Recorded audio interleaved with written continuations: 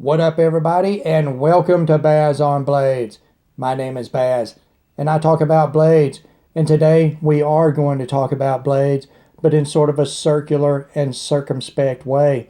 What we're going to do today on Baz on Blades is introduce a new series. The name of the series, Non-Conforming, and that is exactly what it is about. I am going to state a non-conforming opinion about some trends that I have seen sweep through the knife enthusiast community and the knife reviewer community. And, there are some opinions that are generally held within the community that I disagree with. And I think some are even detrimental to the community itself. And I would just like to air my opinions on that. And notice that I just said opinion because that is all it is. Please do not get your panties in a wad over anything that I say. If you disagree with me, disagreeing with somebody else, that is what makes the world go around. And it's half the fun of the internet, apparently, because people on the internet cannot wait to argue about everything, whether it is important or not. So, what brought about this new series, Non-Conforming?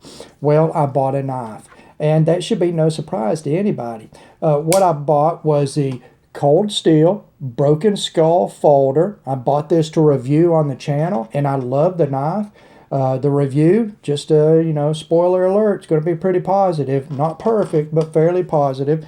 And since it was an older knife, production knife, it had been out 2 or 3 years, and I wasn't going to be, a new video, I did something I generally do not do. I went out and looked at some other videos online. I watched about 10 review videos, and I noticed something by about the third video into my views. There was something disturbing going on. And what it was, not in 100% of the videos, but in nearly all of them, the reviewers stated multiple times during the review they had to comment on the name of the knife. Not the knife, just the name of the knife, the font that it's in, and the size of the printing on the blade. And some of these reviewers were so extreme. There was one popular reviewer that literally said something derogatory about the name of the knife, its association to Stone Cold Steve Austin and wrestling, or the types of people that would buy the knife. Literally said something derogatory in every segment of his video, using a special voice, caricature type voice, to put emphasis on it. And I didn't really think he needed to, because he said it so many times in the review. So I looked down in the comment section, and I saw so many comments that basically said, hey, you're right about that name. That's got to be the stupidest thing I've ever seen. There's no way I'm going to even consider this knife. No, thank you. So you had a reviewer that, most of these reviews are positive on this knife. It's not perfect, but it's a good knife. And most of the reviews are positive, but a lot of the reviewers were saying, you know what, I'm not even keeping this knife because the name Broken Skull is so stupid and so ridiculous.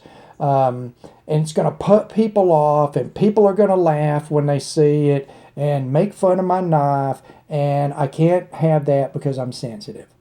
Okay, so I'm getting rid of the knife. And then you go down to the comment section, and everybody's like, yeah, there's no way I'd buy that knife. That's the stupidest thing I ever saw. And there's no way I want anybody thinking that I watch wrestling, because wrestling is fake, and that Stone Cold Steve Austin is an idiot, and, whatever.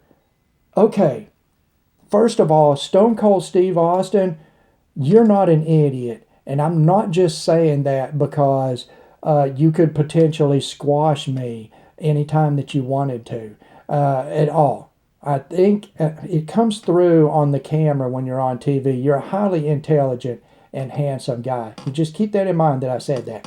So I think that it's utterly ridiculous that people are saying, I wouldn't even consider that knife because of the name on it. Okay, now if somebody came up to me and said, Baz on Blades, where I live, I can't carry a knife with a 4-inch blade. I would be like, hey, don't break the law. You get something that fits within the size constraints of where you live so you can legally carry it. If somebody comes up and says, you know what, that's pretty cool, but I just don't like clip points. I don't like the way they look. I don't like, the pointiness. I just don't, I prefer drop points. I'm going to be like, hey, you rock on with your drop points. Thank God there's just literally hundreds of drop point designs out there for you to choose from.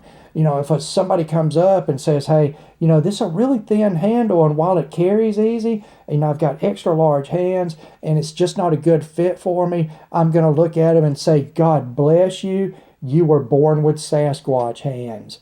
And you know what? You can't help that. So what you need to do is find a knife that's got a thicker handle so it'll be comfortable for you.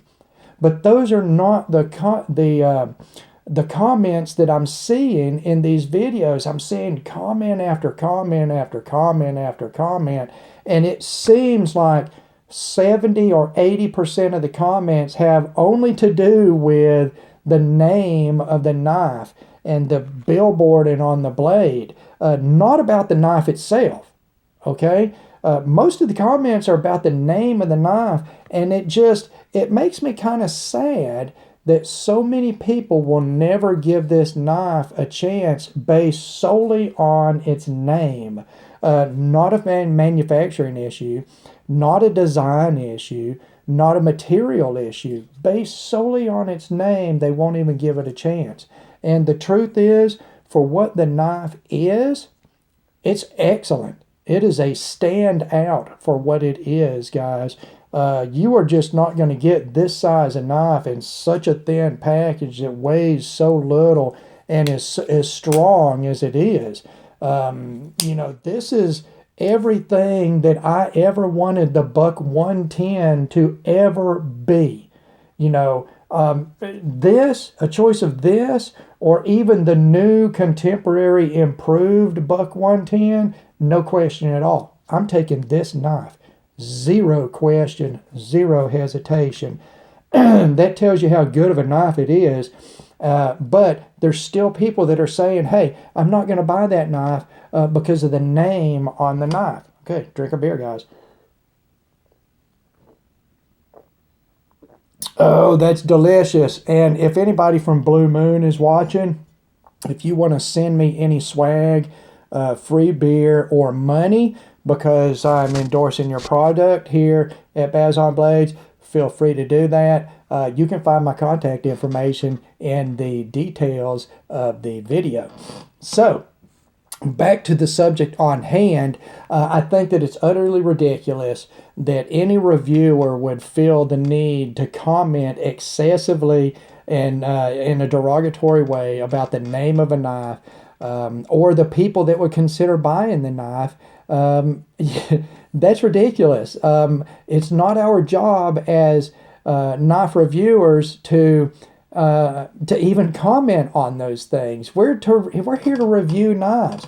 And if a knife reviewer wants to say, hey, that name's utterly ridiculous, but the knife is awesome, forget the name, get the knife, which is generally my opinion, the name, yeah, it's Broken Skull, okay? It may or may not be ridiculous to you, but the knife is great. So I'm saying, don't put off on the knife because of the name. Don't get sucked down into this trend. Oh my God, there's so much of this crap going on in the knife community. Just things that have nothing to do with the knife itself.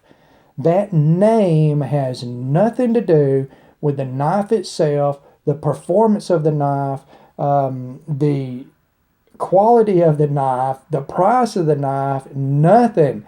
It's just a name, and I'm telling you right now, nobody out there in the real world cares. You are never going to pull this knife out and somebody starts laughing because you're carrying a knife that says Broken Skull on it. Trust me, you don't have to worry about that.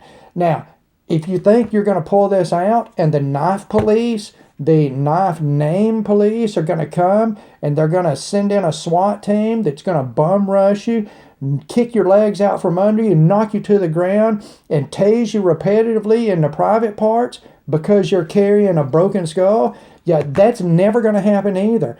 First of all, there's no such thing as the knife name police, and if there was, they would be underfunded, probably could not afford a SWAT team or tasers. Because it would be utterly ridiculous to have a knife name police. Anyway, I totally imagine they would be underfunded. No worries there, guys. No worries at all. So, if you're a knife enthusiast and you're watching all these videos and you ever thought about getting a broken skull or any other knife that has sort of a corny name on it, or excessive billboarding or whatever, you know what? You don't have to listen to these reviewers that make fun of these things, because in the end, they have absolutely nothing to do with the knife itself. If you pick it up and you like the design and you like the build and you like the feel, the ergonomics of it, and the blade shape is really utilitarian to you and it's exactly what you're looking for, don't let yourself be swayed because people are so close-minded that they would discount a fine product over just the name of the product. Take a honest look at the knife itself. The knife itself, that's what you're paying for. You don't go down to your local cold steel dealer and give them $75 to get the Broken Skull name.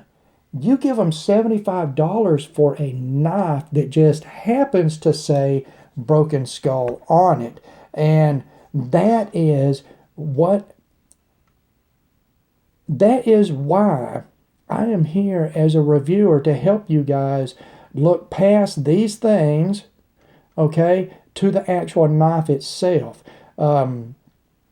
You know, I spent a lot of time in, a huge retail establishment, over 100,000 square feet of showroom floor that sold nothing but knives. The world's largest knife store. It was a tourist attraction.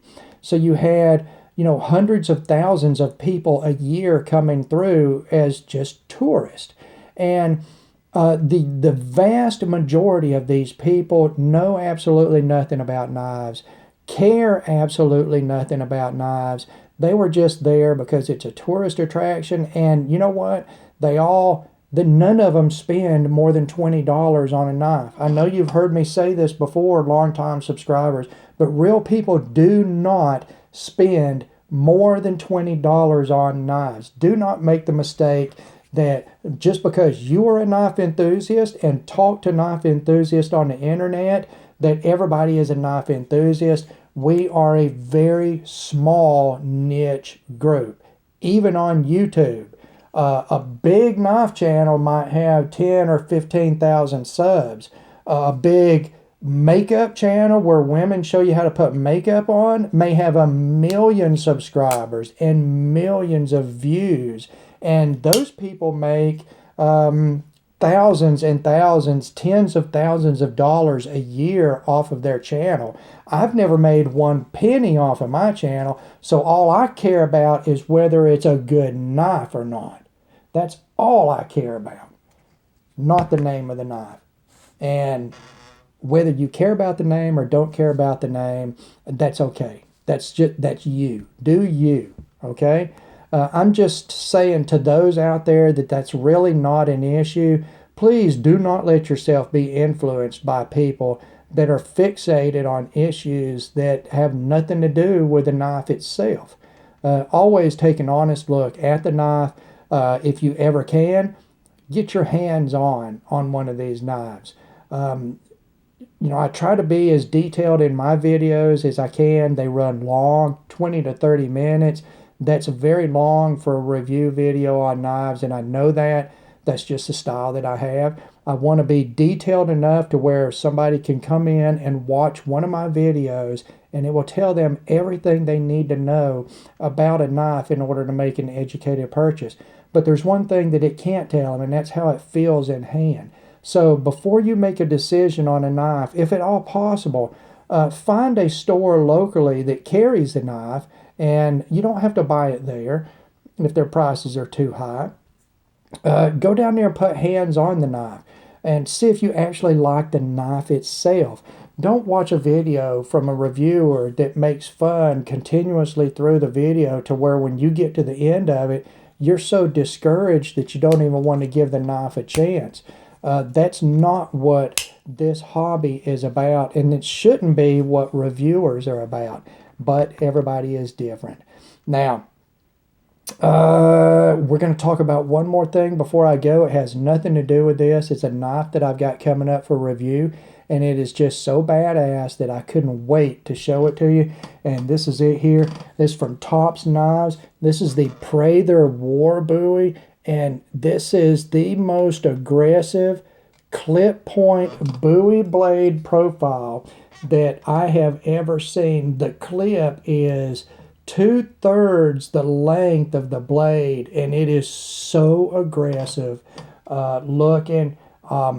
Yeah, oh my goodness, I can't wait to review that, guys. I love that knife. It was actually my favorite fixed blade knife purchase of 2018, and we're going to get that reviewed very soon, guys.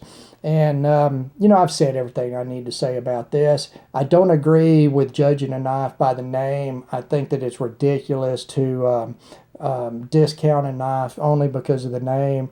If it's a good knife, it doesn't matter what name it says on it. It's a good knife, and it deserves, consideration as a good knife. All right, guys. Well, there you go. Episode 1 of Non-Conforming, and we're going to do more. I've got other episodes laid out. I have plenty of opportunities to generally piss off everybody in the knife community, and please don't take this personally. It is just my opinion, and outside of myself, really, I expect nobody to care, because half the time I don't even care what my opinion is. It's just something I'm throwing out there like it matters. So, as always, thank you for taking the time to watch one of my videos. God bless all of you, and we will talk to you again.